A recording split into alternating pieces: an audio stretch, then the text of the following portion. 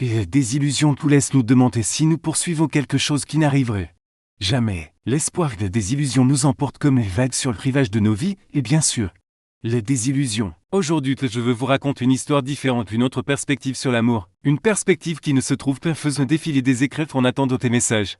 Texte, c'est une perspective qui se trouve en eux. Prête à être découverte dans le monde des philosophes, en particulier dans le stoïcisme. Je trouvais dans le stoïcisme un guide qui me aiderait à comprendre pourquoi poursuivre désespérément. L'amour peut être un chemin rempli d'obstacles et de souffrances. Cette philosophie valorise l'autodiscipline et l'authenticité plus auto-réflexion. J'ai appris à regarder à l'intérieur de moi-même au lieu de chercher à l'extérieur quelque chose qui me complaît peu, qui soit la solution à mes problèmes d'estime de soi et de confiance en moi. C'est ainsi que les perspectives que je veux partager avec vous aujourd'hui est née. Avant de commencer, je voudrais vous demander de vous assurer de regarder cette vidéo jusqu'à la fin. Je me sens obligé de partager avec vous ce que j'ai appris de la philosophie de le stoïcisme.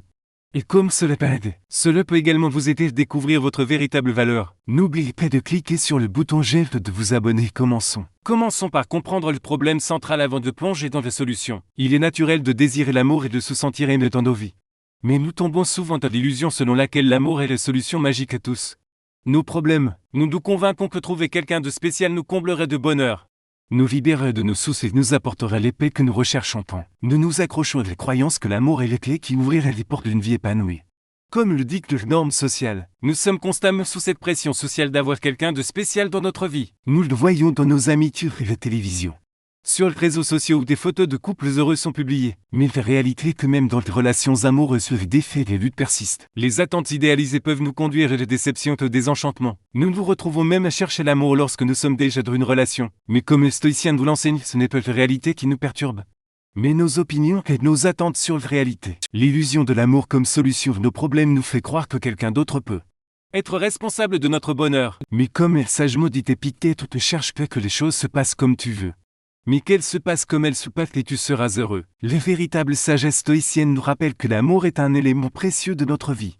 Mais ce n'est pas la réponse à tous nos dilemmes ou conflits. Le bonheur durable vient de l'autodiscipline, de l'authenticité et de l'autoréflexion. Ne tombez pas dans l'illusion selon laquelle l'amour est la solution. Cherchez-le plutôt dans votre développement personnel, votre force émotionnelle et votre paix intérieure. Presque tous nous avons vécu cela. Nous nous trouvons un moment apparemment important de nos vies, mais notre esprit est pris dans le passé, préoccupé par ce qui pourrait arriver dans le futur. Alors que nous sommes au travail, nous rêvons du prochain week-end ou de notre temps libre, lors d'un rendez-vous. Notre esprit vagabonde vers les notifications de notre téléphone ou vers des expériences passées. Cette évasion constante de la réalité est un piège qui nous empêche de vivre pleinement dans le présent. Le stoïcisme nous enseigne que l'un des trésors les plus précieux que nous possédons dans notre vie est le moment présent. Pratiquer la pleine conscience, vivre dans le présent, c'est revenir ici maintenant. En concentrant notre attention, la vie se déroule réellement. Et comme le dit la phrase suivante, le passé n'existe plus, le futur est incertain. Le présent est un cadeau. Cette phrase souligne l'importance du présent. Le passé n'existe plus, le futur est incertain, mais le présent est un cadeau très précieux. Un cadeau que nous sous-estimons souvent et ne valorisons pas suffisamment. Nous ne pouvons pas changer de passé, le futur est incertain, mais le présent ici maintenant. C'est là que nous avons le pouvoir d'agir et de prendre des décisions. C'est là que nous pouvons vivre la vie pleinement, authentiquement. Lorsque nous vivons dans le présent, nous vivons les vies de manière plus riche et profonde. La nourriture de meilleur goût. Les rires sont plus authentiques et les moments deviennent inestimables. Pratiquer la présence nous permet de savourer chaque instant de notre vie, même les petits plaisirs. D'un autre côté, lorsque notre esprit vagabonde, nous manquons ces moments précieux. L'anxiété pour l'avenir ou la rumination sur le passé nous vole les joies du présent. Le présent est où nous trouvons la paix et la sérénité. L'importance de vivre dans le présent se manifeste dans nos relations, en particulier dans la recherche d'un amour authentique. Comment pouvons-nous construire de connexions significatives si nos esprits sont pris ailleurs? D'un point de vue masculin, vivre dans le présent implique d'être fait face à ce qui se passe quotidiennement dans votre vie, et d'être authentique dans chaque interaction que vous avez. Il ne s'agit pas d'agir, mais d'être réel et sincère dans vos relations. Résume, l'importance de vivre dans le présent est indéniable. Alors que vous avancez dans votre quête d'amour, rappelez-vous que le bonheur ne se trouve pas dans le passé ou le futur, mais dans la richesse de l'instant présent. J'ai réalisé que nos expériences répétitives en amour et dans les relations peuvent être liées des schémas et des croyances profondément ancrées dans notre psyché. Découvrir ces schémas est les premières étapes pour nous libérer de celles qui nous empêchent de trouver et d'expérimenter le véritable amour. La psychologie moderne nous dit que nos expériences précoces, en particulier pour l'enfance, façonnent nos attentes et nos comportements dans les relations. Si vous avez grandi avec des modèles de relations dysfonctionnels ou avez vécu des blessures émotionnelles, il est probable que vous ayez développé des schémas inconscients qui affectent la façon dont vous Vous engagez dans ces relations à l'âge adulte, vous pouvez vous retrouver répéter les mêmes erreurs. Choisir des partenaires similaires ou saboter consciemment des relations saines. Les schémas amoureux peuvent être complexes et difficiles à identifier par soi-même. Ils peuvent se manifester de différentes manières, peur de l'engagement, peur de l'abandon. Besoin constant d'approbation entre autres. Les clés pour briser ces schémas de l'autoconscience. Réfléchissez à vos expériences passées et actuelles en amour. Y a-t-il un thème commun? Vous retrouvez-vous dans des situations similaires encore? La prochaine étape est de remettre en question ces croyances profondément ancrées. Sont-elles valables de votre vie actuelle? Vous êtes-elle ou vous limite-t-elle dans votre quête d'amour? Souvent, ces croyances se sont formées dans des situations très différentes et ne sont plus pertinentes. Remettez en question. Vous pouvez commencer à changer votre perspective et vous ouvrir à de nouvelles possibilités.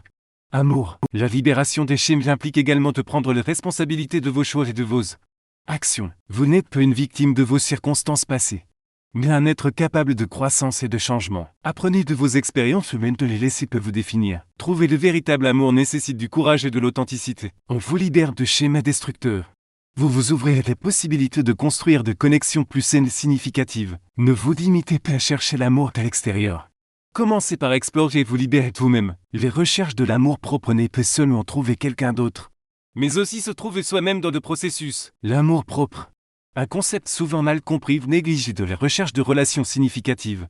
Et pourtant la base sur laquelle des connexions saines et satisfaisantes sont construites. Avant de chercher l'amour chez quelqu'un d'autre, il est essentiel de cultiver un amour profond et authentique pour soi-même. L'amour propre ne s'agit pas de narcissisme ou d'égoïsme, mais de reconnaître et de valoriser son propre être. Cela implique de s'accepter soi-même avec tous ses défauts et ses qualités, d'embrasser ses singularités et de reconnaître ses valeurs intrinsèques. Lorsque vous cultivez l'amour propre et vous ne cherchez pas de validation externe pour votre valeur, vous savez déjà que vous méritez l'amour et le respect simplement parce que vous existez. Les relations que vous entretenez avec vous-même établissent le ton pour toutes les autres relations de votre vie. Si vous ne vous aimez pas vous-même, il est probable que vous cherchiez constamment la validation et l'approbation des autres, ce qui peut mettre un fardeau injuste sur vos relations. L'amour propre vous libère du besoin de validation externe, vous permettant d'établir des limites saines et de construire des relations à partir d'un lieu de plénitude plutôt que de manque. Alors, comme vous cultivez-vous l'amour propre? Commencez par pratiquer l'autocompassion. Traitez-vous avec la même gentillesse et compréhension que vous le feriez avec un ami cher. Laissez de côté l'autocritique et cultivez plutôt l'acceptation et la patience envers vous-même. L'autoconscience est également essentielle. Réfléchissez à vos valeurs, vos désirs et vos besoins. Apprenez à vous connaître profondément et soyez honnête avec vous-même sur ce que vous voulez vraiment dans la vie ou une relation. La pratique de l'auto-soin est également essentielle dans l'amour propre. Accordez-vous du temps pour faire des choses qui vous nourrissent physiquement, émotionnellement et mentalement. Établissez des limites saines et priorisez votre bien-être. Le stoïcisme offre également des pratiques concrètes pour développer la résilience émotionnelle, la force mentale. Parmi ces pratiques, on trouve les méditations quotidiennes, qui permet de se concentrer sur le moment présent et de calmer l'esprit agité. En prenant quelques minutes chaque jour pour s'asseoir en silence et observer sa respiration, on peut apprendre à mieux gérer les émotions et à cultiver la sérénité intérieure. Une autre pratique stoïcienne importante est la journalisation. Prendre le temps d'écrire quotidiennement ses pensées, ses réflexions, ses gratitudes permet de prendre du recul sur ses émotions et de développer une plus grande clarté mentale. Cela peut également être une occasion de faire preuve d'autoréflexion et d'identifier les schémas de pensées négatives qui peuvent entraver notre croissance personnelle. En fait, les pratiques de l'acceptation inconditionnelle est un élément clé du stoïcisme. Cela signifie apprendre à accepter les choses telles qu'elles sont sans résistance ni jugement. Parfois, nous ne pouvons pas changer les circonstances extérieures, mais nous avons le pouvoir de changer notre perception, notre réaction face à elles. On accepte avec sagesse ce qui est hors de notre contrôle et mettons notre énergie dans ce que nous pouvons contrôler. Nous pouvons trouver une plus grande paix intérieure. Résumé. Les stratégies psychologiques puissantes du stoïcisme offrent des outils concrets pour développer la résilience, la sagesse et l'amour de soi authentique. En pratiquant la pleine conscience, l'autocompassion et l'acceptation inconditionnelle, nous pouvons trouver les forces intérieures nécessaires pour naviguer dans les défis de la vie.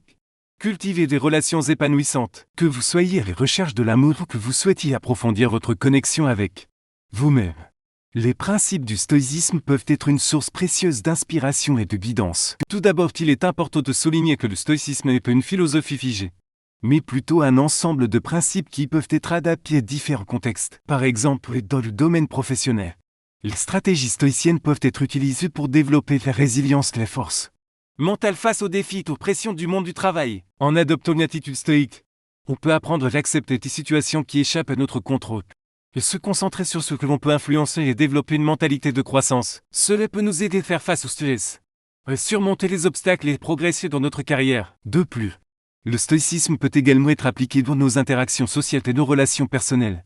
Nous cultivons la pleine conscience et l'acceptation inconditionnelle. Nous pouvons améliorer notre communication et notre empathie envers les autres. Reconnaissons que chaque individu est responsable de ses propres actions et émotions.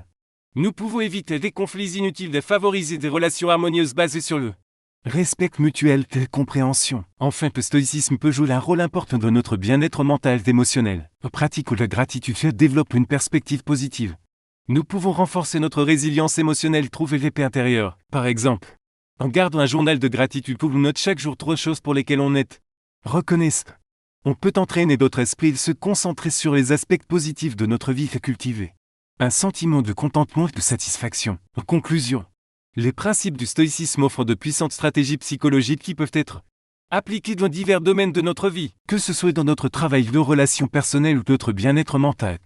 Le stoïcisme peut nous guider vers une vie plus épanouissante et équilibrée. En conclusion, le stoïcisme offre des stratégies psychologiques puissantes pour naviguer dans les défis de la vie et cultiver des relations épanouissantes. En pratiquant la pleine conscience, l'autocompassion et l'acceptation inconditionnelle, nous pouvons développer la résilience émotionnelle et les forces mentales nécessaires pour trouver le bonheur et l'amour authentique, que ce soit dans notre carrière, nos relations personnelles ou notre bien-être mental.